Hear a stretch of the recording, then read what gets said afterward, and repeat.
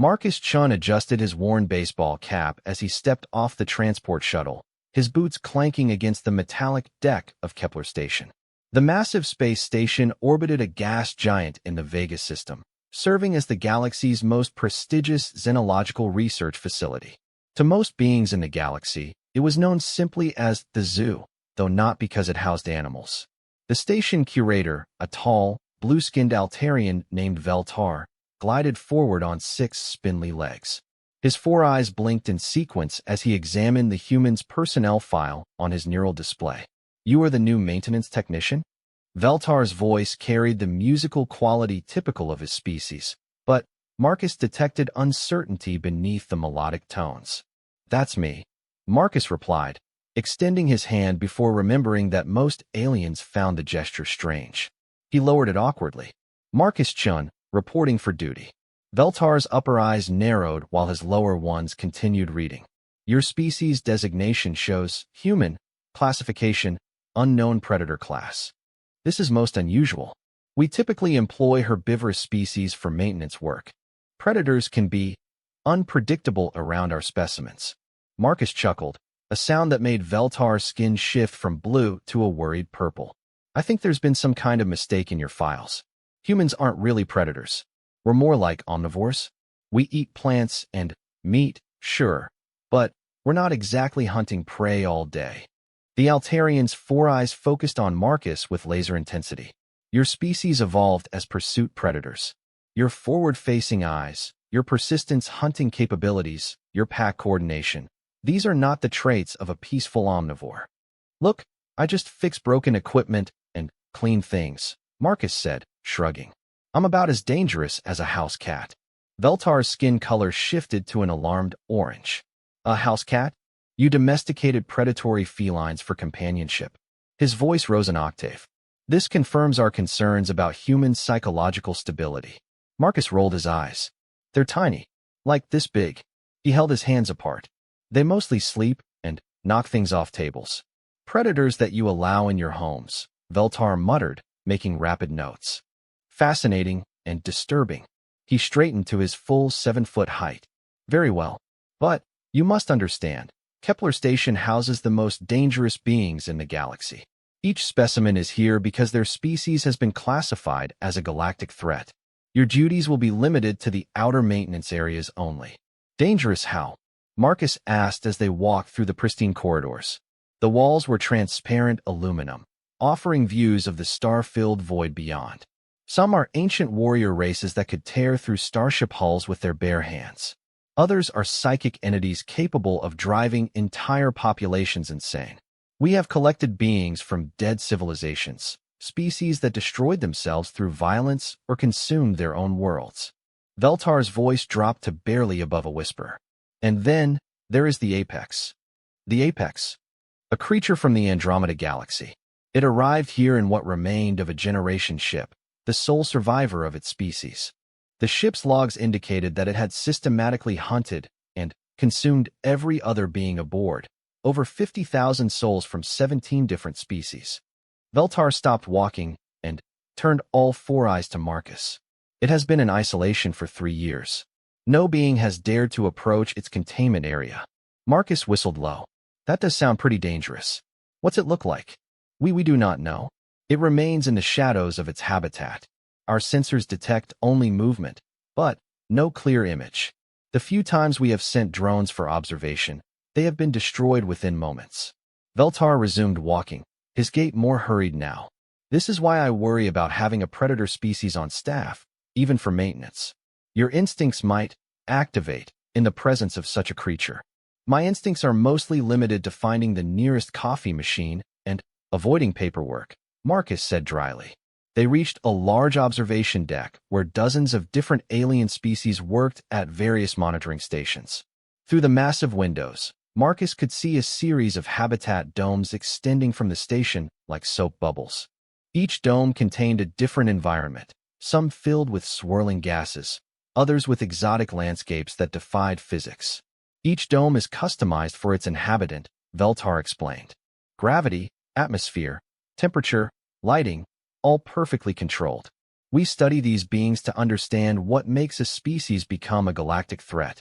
Perhaps one day we can prevent other races from following the same destructive paths. Marcus nodded, genuinely impressed by the operation. How many species do you have here? Currently 47, though the number changes. Some specimens eventually expire, despite our best care. Veltar's skin flickered between blue and green. The stress of isolation, combined with their violent natures, tends to be fatal over time. That's kind of sad, Marcus said quietly. Sad. Veltar looked puzzled. These are dangerous predators. Killers. Destroyers of worlds. Yeah, but they're also the last of their kinds. Must be lonely. Veltar stared at Marcus for a long moment, his skin cycling through several colors before settling on a confused yellow. You pity them? I guess. I mean, imagine being the last human alive, stuck in a box where everyone's afraid of you. That would mess with your head pretty badly. But they are predators, Veltar repeated, as if this explained everything. So are dolphins, and they're some of the friendliest animals on Earth. Being a predator doesn't automatically make you evil. Marcus gestured toward the habitat domes. Maybe some of these guys just need someone to talk to. The color drained from Veltar's skin entirely, leaving him an alarmed white. Talk to them. Are you suffering from some form of neural damage? These beings would kill you without hesitation. Probably, Marcus admitted cheerfully. But you never know until you try, right? Veltar made a strangled sound that might have been laughter or terror. I am beginning to understand why humans are classified as an unknown predator class. Your species appears to be completely insane. Marcus grinned. That's what makes us interesting. As they continued the tour, Marcus found himself glancing back at the habitat domes, particularly the one Veltar had identified as the apex's containment. Something dark moved within the shadows of that dome, too quick and fluid for Marcus to make out any details. But, for just a moment, he could have sworn he saw a pair of eyes looking back at him. Large, intelligent eyes that seemed almost curious. 3 days into his new job, Marcus had settled into a comfortable routine. The maintenance work was straightforward, checking atmospheric processors, calibrating gravity generators, and ensuring the habitat domes remained perfectly sealed. Most of the alien staff gave him a wide berth, which he found more amusing than offensive. They think I'm going to go berserk and eat someone, he told his coffee mug during his morning break, sitting in the small human-compatible cafeteria section. If they only knew the most violent thing I've done this week was kill a spider in my quarters. His comm unit chirped with a new work order. Marcus glanced at the display and frowned. Atmospheric recycling unit malfunction, Dome 47. He pulled up the station schematic and felt his stomach drop. Dome 47 was the apex's habitat. Marcus made his way to the maintenance supervisor's office, where a nervous Centaurian named Clef worked behind a desk piled high with repair requests. Hey Clef, about this work order for Dome 47. Marcus began. All 6 of Clef's eyes snapped to attention, and his horse-like body took a step backward. You cannot refuse the assignment. Maintenance protocols clearly state I'm not refusing anything. Marcus interrupted. I just wanted to know what kind of atmospheric mix I'm dealing with. Don't want to accidentally poison anything. Clef's relief was visible as his first settled back down. Standard Class M atmosphere, nitrogen, oxygen, trace gases. Similar to your homeworld, actually. The recycling unit has been malfunctioning for 6 days. The atmospheric quality is degrading slowly. 6 days? Why hasn't anyone fixed it yet? Clef's ears flattened against his head. No one volunteers to work near the apex. Even our robotic maintenance units have been destroyed when they approach the dome. What about the safety protocols? Containment barriers, remote work capabilities? The habitat is designed to be naturalistic. The creature can observe our repair work through the transparent sections. Previous attempts have resulted in aggressive displays that damaged both our equipment and the dome's structural integrity. Clef handed Marcus a thick data pad. The creature has been without proper air filtration for nearly a week. If we do not act soon, it will begin to experience respiratory distress. Marcus scanned the technical specifications. The repair would require him to work on an external access panel just outside the dome's transparent wall. The apex would be able to see him clearly. What's the worst that's happened to a repair tech? The creature has never actually harmed anyone. Clef admitted reluctantly. But its aggressive displays are intense. The last technician, a very brave Kandorian, suffered severe psychological trauma and requested immediate transfer off the station. What kind of aggressive displays? Roaring, charging at the barriers, striking the walls with enough force to create hairline fractures in reinforced transparent aluminum. Clef's voice dropped to a whisper. Some techs report feeling as if they are being hunted, even though the containment is absolute. Marcus nodded thoughtfully. All right, I'll take care of it. Just get me the right tools and a standard atmospheric suit. Clef stared at him. You will actually approach the Apex's habitat? Voluntarily. The job needs doing, and that thing needs fresh air. Besides, I'm curious. Marcus grinned. Always wanted to see what the galaxy's most dangerous predator looks like. An hour later, Marcus floated outside the station in a maintenance pod, tethered to the dome's exterior by magnetic grapples. The transparent wall offered a perfect view into the habitat, a carefully crafted environment of rocky outcroppings, artificial caves, and bioluminescent plant life that cast everything in an eerie blue-green glow. Testing communications, Marcus said into his helmet mic, "Control, do you read me?" "We read you clearly, Marcus," came Veltar's nervous voice. "Reminder that emergency extraction is available at your request. Simply activate your beacon." "Copy that." Marcus began unpacking his tools. The atmospheric recycling unit was mounted on the dome's exterior, just above a large transparent section that looked directly into what appeared to be the habitat's main living area. As Marcus worked, removing the access panel and running diagnostics, he found himself glancing into the dome frequently. The habitat was beautifully crafted. Whoever designed it had really tried to create a comfortable environment. But it was also clearly empty. No movement, no sign of life. "Weird," Marcus muttered. "Where is this thing?" He was halfway through replacing a corroded filter when he felt it, that familiar sensation of being watched. Marcus looked up from his work and froze. A massive shape sat in the shadows of an artificial cave opening, perfectly still. In the dim bioluminescent light, Marcus could make out a sleek, powerful form covered in what looked like dark fur or scales. The creature was easily 8 feet tall, even in its sitting position, with long, muscular limbs that ended in hands bearing prominent claws. But what struck Marcus most were the eyes. Large, golden, and unmistakably intelligent. They watched his every movement with an intensity that should have been frightening.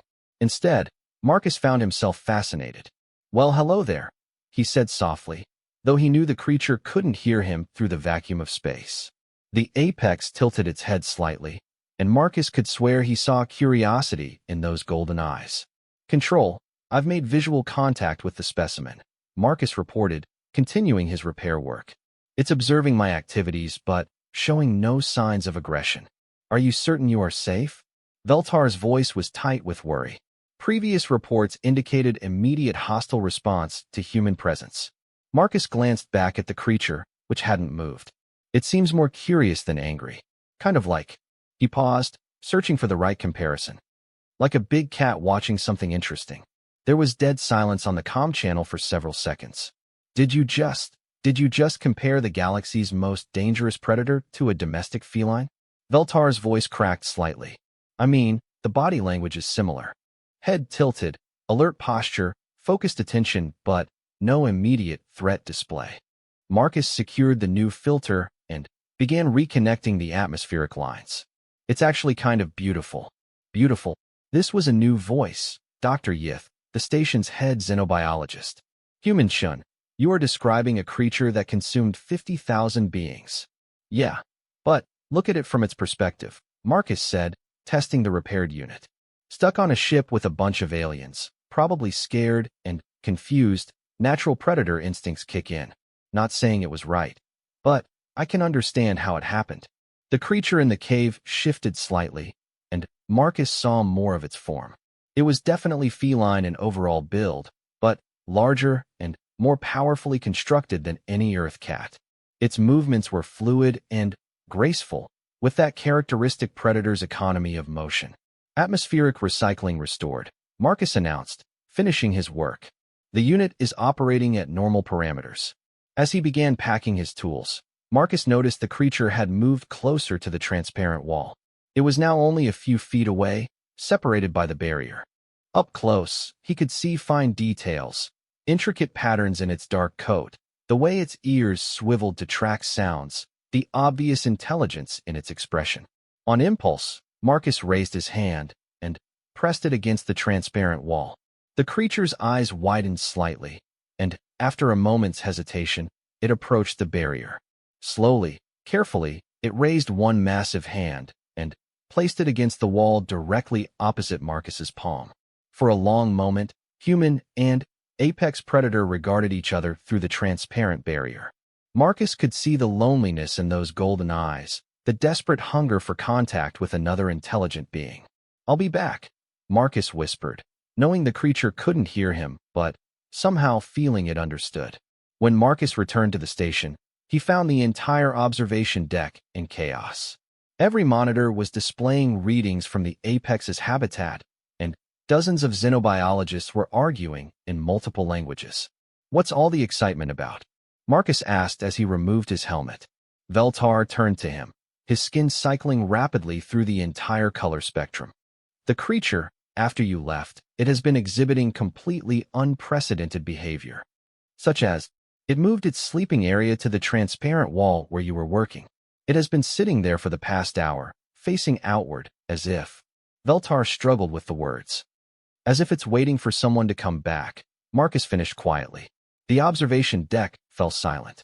Every alien eye turned to stare at the human maintenance worker who had just casually accomplished what 3 years of xenobiological research could not. Dr. Yith, a crystalline being whose faceted surface reflected rainbow patterns, stepped forward. "How did you do it?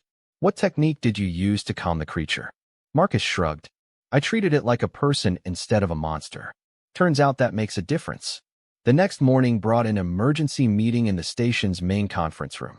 Marcus found himself surrounded by the galaxy's top xenobiologists, all of whom seemed to view him as either a miracle worker or a dangerous lunatic. He wasn't sure which interpretation worried him more. "The specimen has not moved from the transparent barrier in 18 hours, Dr. Yith announced, her crystalline form casting rainbow patterns across the table. "It appears to be exhibiting behavior consistent with waiting." "Waiting for what?" asked Dr. Corvain, a massive bear-like creature whose species had achieved spaceflight through pure intellectual development rather than opposable thumbs. "For me, probably," Marcus said, stirring his coffee. "We made some kind of connection yesterday." Station Director Omel, a dignified elderly Valerian whose blue skin was marked with the wisdom tattoos of her rank, leaned forward. "Human Shin, we need to understand what happened during your repair work. The Apex has been completely unresponsive to all previous attempts at interaction. Maybe because you've been treating it like a specimen instead of a person?" Marcus suggested. "I mean, you literally call this place the zoo and refer to intelligent beings as specimens. That would make me pretty hostile too." The conference room erupted in overlapping conversations as different species debated the ethics of xenological research. Director Omel raised one elegant hand for silence. "The designation is for classification purposes only. These beings are dangerous. The Apex alone eliminated an entire generation ship." "Right, but why?" Marcus set down his coffee cup. What drove it to that? Was it defending itself? Was it starving? Was it having some kind of psychological breakdown from being trapped in space with alien species it couldn't communicate with? Veltar's skin shifted to an uncomfortable orange. The ship's logs were incomplete. Much of the data was corrupted or destroyed. So you don't actually know what happened. You're just assuming it went on some kind of murder spree for fun. Marcus looked around the table. Has anyone here actually tried to communicate with it? Communication attempts would be extremely dangerous, Dr. Yith protested. The creature shows clear predatory characteristics. So do humans, apparently. But you're all talking to me just fine. Marcus grinned at the uncomfortable silence that followed. Look, I'm not saying let's have a sleepover with the thing. But maybe we could try something simple. Basic communication protocols. Director Omel studied Marcus carefully. What did you have in mind? Let me go back. Set up some kind of communication interface near the transparent wall. See if it responds to simple symbols, mathematics, basic concepts. Marcus shrugged. Worst case scenario, it ignores me. Best case, we learn something new. Worst case scenario, it becomes agitated and damages its containment, Veltar corrected nervously. The containment is rated for direct bombardment from a Class 7 starship, Dr. Corvain rumbled. I believe it can withstand whatever the creature might do in frustration. After 2 hours of debate, Director Omel finally approved a limited communication experiment. Marcus would approach the habitat with a portable holographic interface, capable of displaying simple images, mathematical concepts, and basic symbolic communication. If the creature shows any signs of aggression, you withdraw immediately, Director Omel insisted. This is xenological research, not a social visit. Understood. Marcus agreed, though privately he suspected the distinction might not be as clear-cut as the director believed. That afternoon, Marcus floated outside the habitat dome once again, this time carrying a briefcase-sized holographic projector. The apex was exactly where he expected to find it, sitting near the transparent wall, watching the stars beyond. When Marcus appeared, the creature's ears perked up and those golden eyes focused on him with unmistakable recognition. Hello again, Marcus said softly as he set up the projector. The device activated, creating a translucent display screen between him and the habitat wall. The apex approached the barrier cautiously, its head tilted in obvious curiosity. Up close, Marcus could see more details. The creature's face was elongated like a feline's, but with more pronounced cheekbones and a distinctly humanoid intelligence in its expression. Its dark coat shimmered with subtle patterns that shifted in the bioluminescent light. Marcus started with the simplest possible communication, basic counting. He displayed 1 dot, then 2, then 3, establishing a simple mathematical progression. The apex watched intently, its tail? Yes, it had a tail, twitching with what looked like concentration. When Marcus paused after displaying 10 dots, the apex did something unexpected. It raised one hand and pointed at the display, then at itself, then back at the display. The meaning was clear. Continue. You understand? Marcus breathed. You actually understand. He continued the sequence to 20, then switched to simple shapes, circles, triangles, squares. The apex followed each progression with obvious comprehension. When Marcus displayed a star shape, the creature actually pointed toward the real stars visible beyond the station. Control, are you seeing this? Marcus asked. We are recording everything. Dr. Yitha's voice was tight with excitement. The creature is demonstrating clear pattern recognition and symbolic association. This is unprecedented. Marcus decided to try something more complex. He displayed a simple pictogram of a humanoid figure, then pointed at himself. The creature's eyes widened, and it pointed at the figure, then at Marcus. That's me, Marcus said, even though he knew the creature couldn't hear him. He then displayed a more abstract figure, taller, more muscular, with a tail, and pointed at the creature. The apex stared at the display for a long moment, then slowly shook its head. It approached the transparent wall and placed both hands against it, looking directly at Marcus. Then it pointed at the abstract figure on the display and shook its head again, more emphatically. It's rejecting the pictogram, Marcus reported. I think it's trying to tell me something. The creature moved away from the wall and began what could only be described as a performance. It stood upright, mimicking the posture of a bipedal being, then gestured toward the display where Marcus's human figure was still visible. It pointed between itself and the human pictogram repeatedly. Oh my God, Marcus whispered. It's trying to tell me it's like me. It's saying it's a person. The creature nodded vigorously, as if it had understood his words through his tone and body language. Then it pointed at itself and made a gesture toward its mouth, followed by pointing at Marcus and making the same gesture.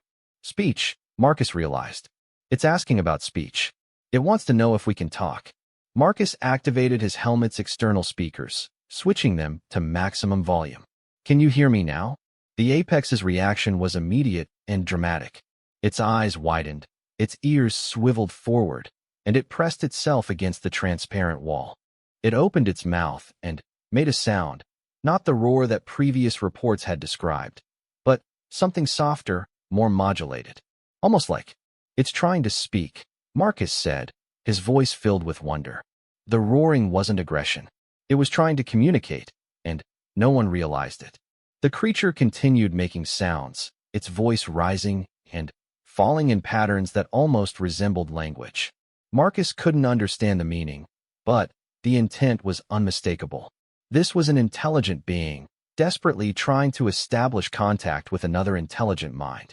"We've made a terrible mistake," Marcus said quietly. "This isn't a dangerous predator.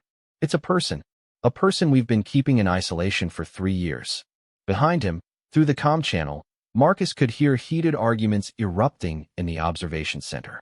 Some voices called for immediate expansion of the communication protocols.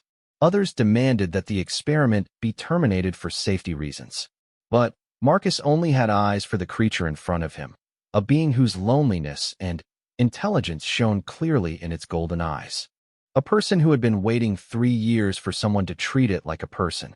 Marcus placed his hand against the transparent wall again. The apex immediately mirrored the gesture, their palms separated only by the barrier that kept them apart. "I'm going to help you," Marcus promised. "I'm going to make them understand." The creature's expression changed, and for the first time since Marcus had seen it, the apex smiled.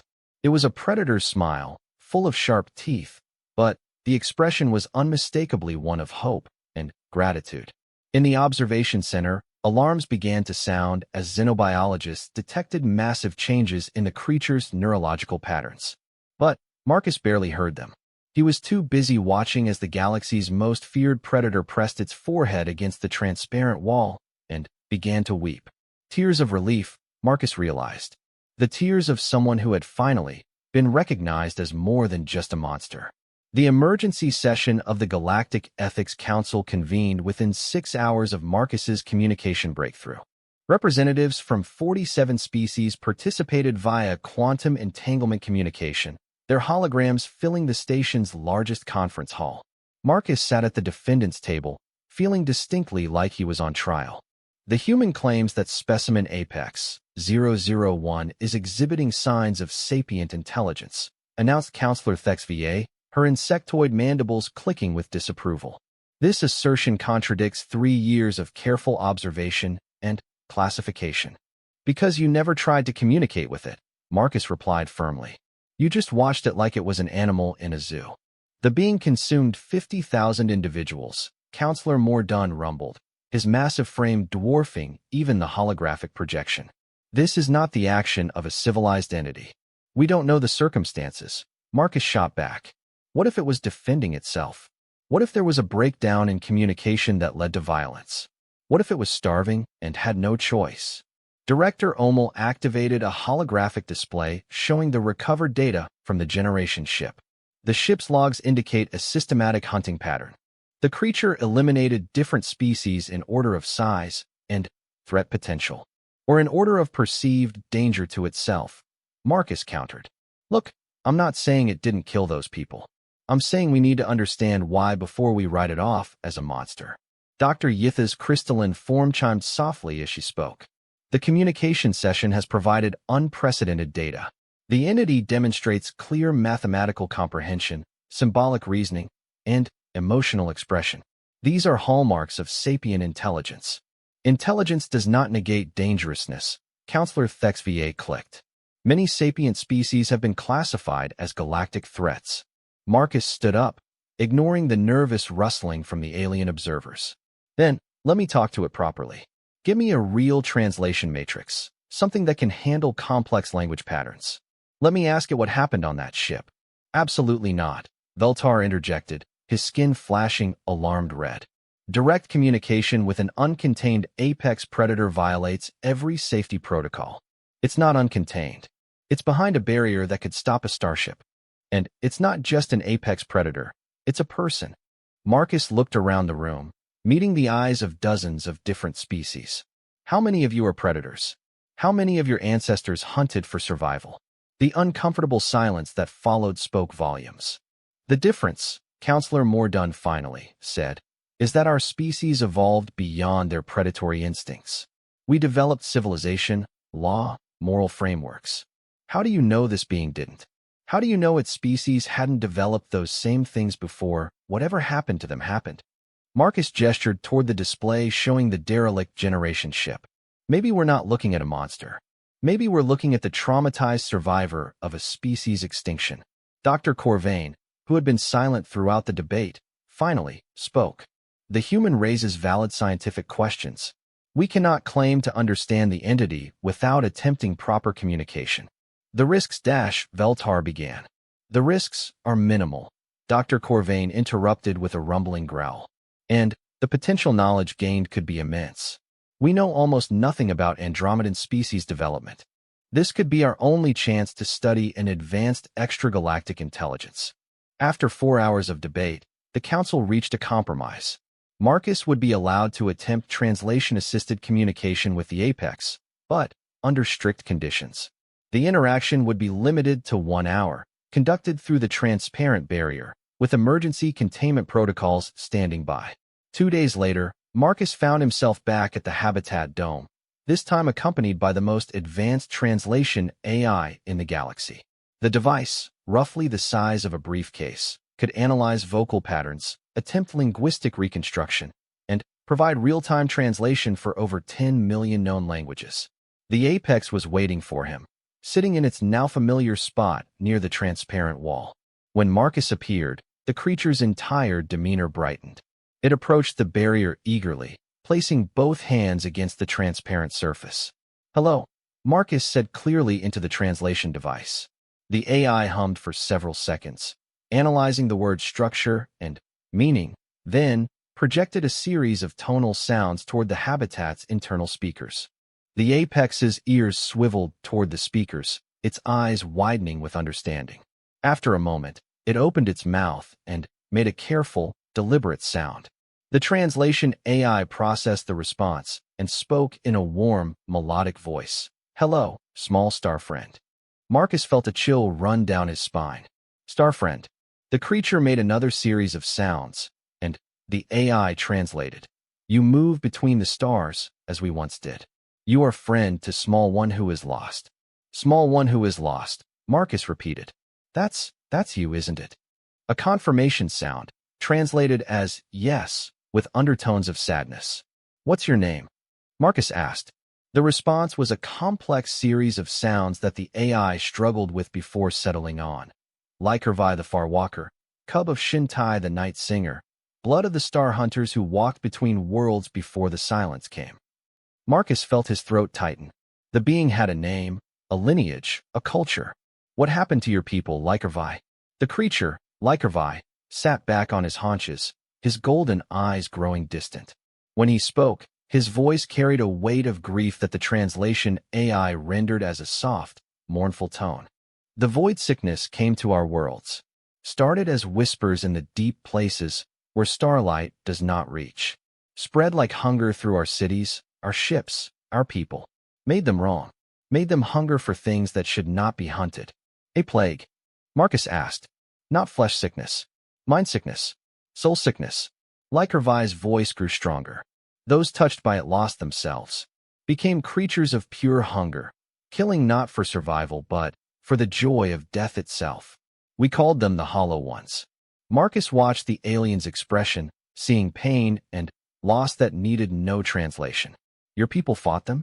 "We tried. But the sickness spread faster than our ships could carry us. World after world fell silent. Finally, the great packs gathered all who remained, every ship, every clan, every survivor, and fled to the great dark between stars." "The generation ship," Marcus breathed. 17 species, united in desperation. "We thought we had escaped the sickness." Lykervi's ears drooped. "We were wrong. Some carried it within them, sleeping, waiting. When it woke." The creature was silent for a long moment before continuing. "The first ones changed during the sleep cycle. I woke to screaming, to the sound of claws on metal, to the smell of blood in the airflow. The Hollow Ones were aboard our last sanctuary. What did you do?" "What I had to do." Lykervi's voice became flat, emotionless. "What my training demanded. I hunted them. All of them. Every Hollow One. Every being that showed signs of infection. Every potential vector for the sickness." He looked directly at Marcus. I became the monster they feared, to save the few who remained. But there were no survivors, Marcus said quietly. The sickness was already in the ship's systems. In the air, the water, the food. Everyone would have turned eventually. Lycurvi's massive hands clenched into fists. I made the choice to end it quickly rather than let them suffer the transformation. 50,000 souls, gone in mercy rather than madness. Marcus stared at the being before him, seeing not a monster, but a warrior who had carried an impossible burden. You were trying to save them. I was the Farwalker, the Pax Hunter, trained from birth to protect our people from threats they could not face themselves. Even when the threat was what they would become. Lycurvi's voice broke slightly. I became the last guardian of a dead civilization, carrying the guilt of their ending so they would not carry the shame of what the sickness would have made them. The translation AI fell silent as both beings contemplated the weight of that revelation. In the observation center, Marcus knew, dozens of xenobiologists were scrambling to reassess everything they thought they knew about the being they had feared. The ship's logs, Marcus said finally. They showed systematic hunting. I documented everything. Every death, every choice, every moment of the ending. Someone had to bear witness. Someone had to remember what they were before the sickness took them. Lycurvi placed his hand against the barrier again. I have been alone with their memory for so long, small star friend. You are the first to see me as more than the death I carry. Marcus pressed his palm against the transparent wall, matching the alien's gesture. You're not alone anymore, Lycurvi. We see you. We understand. For the first time in 3 years, the galaxy's most feared predator smiled with genuine happiness rather than mere relief. Then, perhaps, he said softly, there is hope yet for the small star friends who fear the dark as much as my people once did. 6 months after first contact, Kepler Station had transformed from a research facility into something unprecedented in galactic history, a rehabilitation center for traumatized apex intelligences. The change began with Lycurvi, but it hadn't ended there. Marcus walked through the new common area, a massive transparent dome where carefully monitored beings could interact under controlled conditions. The sight still amazed him. Creatures that had been classified as galactic threats now engaged in what could only be described as therapy sessions. Lycurvi sat near the center, his imposing form relaxed as he spoke with a crystalline entity from Dome 23. A being whose species had supposedly destroyed themselves through psychic warfare.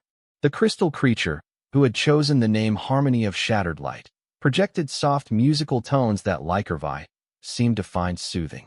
Hard to believe that 6 months ago, we thought they'd try to kill each other, Dr. Yith observed, her own crystalline form resonating in harmony with their conversation. Hard to believe we kept them isolated for so long, Marcus replied, watching as a third being joined the group. A massive insectoid from Dome 31 whose species had allegedly consumed their own homeworld in an endless feeding frenzy. The insectoid, who called himself Last Hunger-Seeking Peace, had revealed that his people's consumption had actually been a desperate attempt to prevent their world from being infected by the same void sickness that had destroyed Lycurvi's civilization. Director Omel approached them, her expression thoughtful. The Galactic Council wants another full report. They're still struggling to accept that we've rehabilitated 43 of the 47 specimens. 44, Marcus corrected with a smile. Veltar just confirmed that Echo of Distant Thunder has agreed to join the group sessions next week. The director's eyebrows rose. Echo of Distant Thunder was an energy being whose species had supposedly consumed the life force of an entire star system. It had taken months to discover that the being was actually a refugee from a species of stellar gardeners, whose people had sacrificed themselves to prevent a chain reaction that would have destroyed dozens of neighboring systems. That leaves only 3 who refuse interaction, Director Omel mused.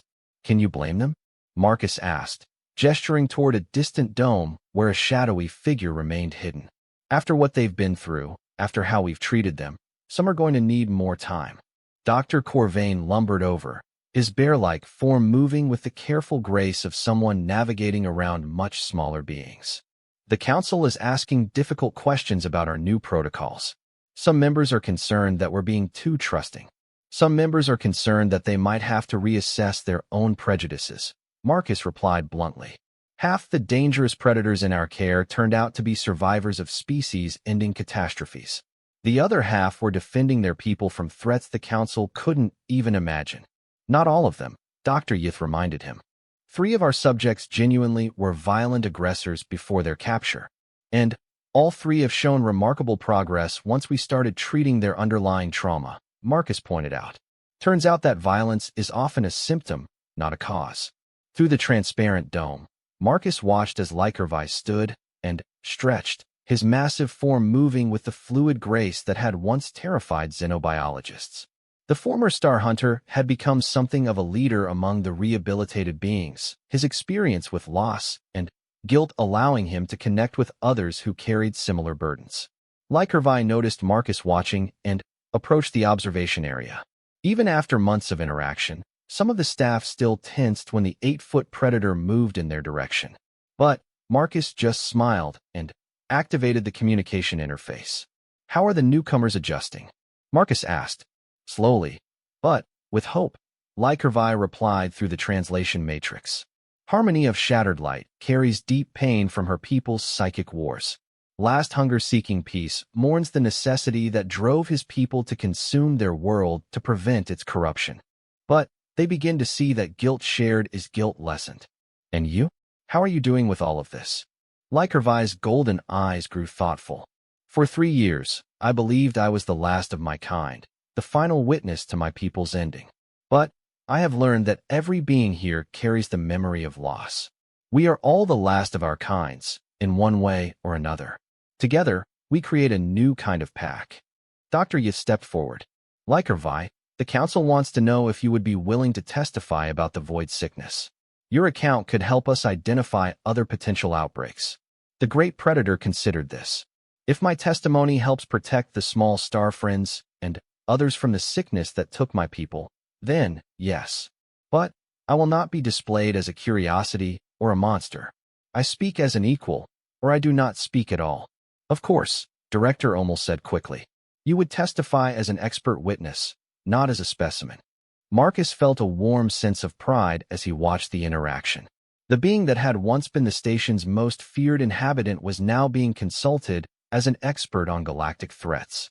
More than that, Lycurvi had become a friend, not just to Marcus, but to dozens of other traumatized beings who had found healing through shared understanding. A soft chime indicated an incoming priority message. Director Omel accepted the communication, her expression growing serious as she listened. "What is it?" Dr. Yith asked. "A rescue ship has arrived in the outer system. They're carrying survivors from a derelict vessel found drifting in the void between galaxies." Director Omel's voice was tight with concern. "The survivors are unusual. They're requesting permission to approach." Marcus felt a familiar chill. How many survivors? 1. A single being, apparently the sole remaining member of its species. The rescue team reports that it's large, powerful, and shows signs of having survived in isolation for an extended period. Through the communication interface, Marcus heard Lycurvi make a soft sound, not quite a growl, but something deeper, something sad. "Another lost one comes to the Star Friends Sanctuary," the alien said quietly. "Will you treat this one as you once treated me? With fear and cages? Or will you remember what you have learned?" The challenge in Lycurvi's voice was clear, but so was the hope. Marcus looked around at the diverse group of xenobiologists who had spent the past 6 months learning to see past their own assumptions about predators and monsters. "I think," Marcus said slowly, "we've learned that the most dangerous thing in the galaxy isn't a particular species or individual. It's the assumption that we understand something without actually listening to it." Director Omel nodded firmly. "Prep the new arrival protocols. Full translation suite, comfortable habitat design, and assign our best contact specialist to the initial interaction." "Who did you have in mind?" Dr. Yith asked. "Marcus," Director Omel said with a slight smile. "After all, he seems to have a talent for seeing past the monster to find the person underneath." Marcus watched as Lycurvi pressed his hand against the transparent barrier in their familiar gesture of connection.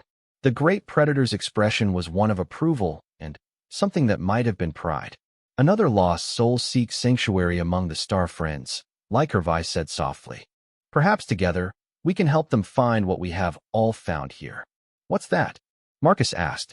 Understanding, forgiveness, and the knowledge that no one, no matter how dangerous they appear, should have to carry their pain alone.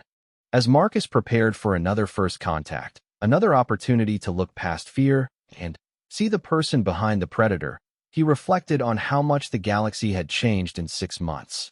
Not because the dangerous beings had become less dangerous, but because they had learned to channel that danger toward protection rather than destruction. In the end, Marcus thought, that might be the most human thing of all, the ability to see potential for good in even the most feared predators. After all, humans themselves were predators once, before they became something more. The rescue ship was still hours away, but Marcus was already planning his approach. Somewhere in the dark between stars, another lost soul was coming home to a place where monsters were revealed to be people, and people learned to heal together. The galaxy was becoming a more dangerous place, Marcus realized with a smile. Dangerous for prejudice, dangerous for fear, and dangerous for the kind of thinking that saw only monsters where persons might be hiding. It was exactly the kind of danger the universe needed more of.